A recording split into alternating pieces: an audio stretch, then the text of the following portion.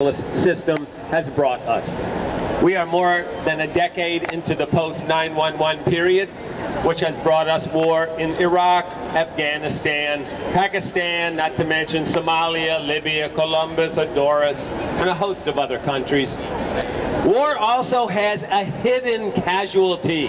That casualty is our environment, our planet, our Mother Earth. She still recoils from the use of Agent Orange and the defoliation of trees and forests in Vietnam, from depleted uranium, water contamination, and the oil fires of the two Gulf Wars. We are yet to know, or even to begin to experience, the long-term effects of recent environmental damage. War leaves behind a legacy of unexploded munitions, polluted waters, contaminated soil, and damaged landscapes. War harms our health, our economies, and our entire ecosystem. Military movements and weapons usage result in land degradation. The destruction of military and industrial machinery releases heavy metals and other harmful substances. Water and wastewater systems in Iraq were contaminated in the two Gulf Wars. It took 500-plus projects costing almost $1 billion to bring Iraq's water management system back into operation. U.S. bombs damaged sanitation structures.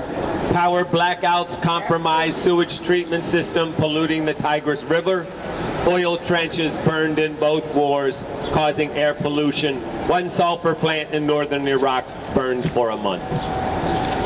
200 plastic containers containing uranium were stolen from a nuclear power plant south of Baghdad. The radio contents of the barrels were dumped in rivers and barrels were rinsed out.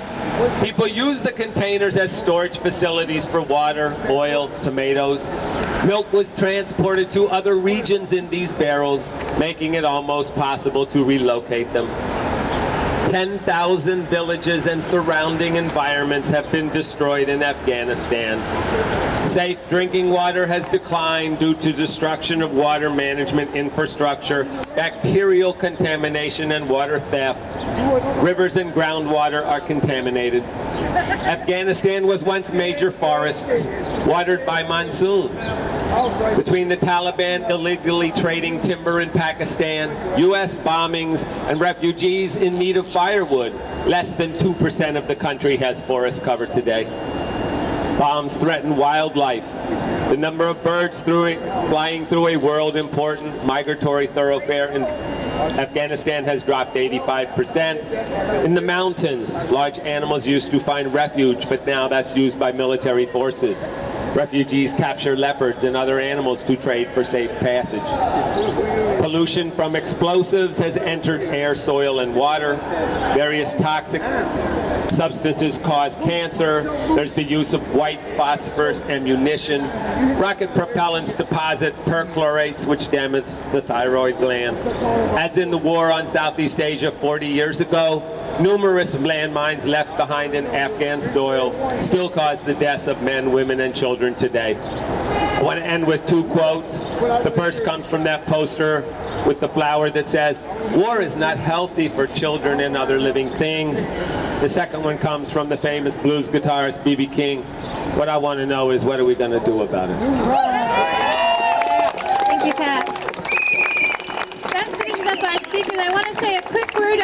Is everybody familiar with who Tim DeChristopher is? Yeah. Tim DeChristopher is a young man who went to protest the illegal sale of land at the end of the Bush regime to oil companies, and ended up bidding on a lot of that land, and is now in jail for 2 years. We've just learned that Tim DeChristopher has been put into solitary confinement. And we don't know why he's been put into solitary confinement, but he was a very brave young man who actually raised the money to pay for the land that he bought, exposed the illegal sales.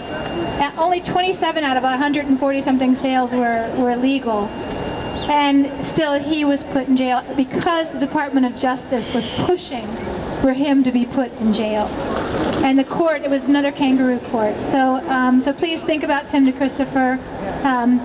He went in last July, I think July 27th. So thanks.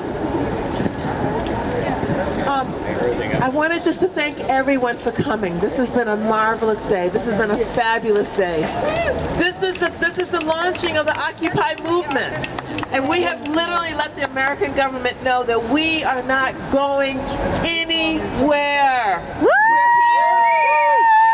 are here to stay, and we are going to demand that the EPA clean up its act. So we are in fact calling for the resignation of Lisa P. Jackson. We want the president to fire her, and why? Because she has not been able to protect us. One thing I wanted to talk about, and I just wanted to make a very quick note about this, is that, as you know, one of the major problems we have is clean air in this country. And a couple of months ago, the president decided that he was not going to sign off on the smog regulations. And this is after he was told that 7,100 people would die this year if the regulations were not signed. He called Lisa Jackson to the White House and said the business community has said it's too expensive, so we're going to have to let the people die. And she said, okay. And she came back to this office right here, and she sat down, and she did nothing to protect us. So that's the reason why we say the slogan. We shout the slogan. Hey, hey, ho, ho. Lisa Jackson has got to go. Hey, hey, ho, ho. Lisa Jackson has got to go. Hey, hey, ho, ho. Lisa Jackson has got to go. Hey, hey, ho, ho. Lisa Jackson has got to go. Hey, hey, ho, ho. Lisa Jackson has got to go. Hey, hey, ho, ho. Lisa Jackson has got to go. Hey, hey, ho, ho. Lisa Jackson has got to go. And as she leaves, please take some of those people with her. Yay! So we want to thank everyone for coming. We are going to come back to EPA. As you know, this is a whole month-long activities with the Occupy movement. So please check nowdc.org so that you can find out the other schedule of events this week and for the entire month. And so we thank all of you for coming, and we look forward to seeing you, I believe, tomorrow at the Department of Education. So thank you very much. Thank you so much.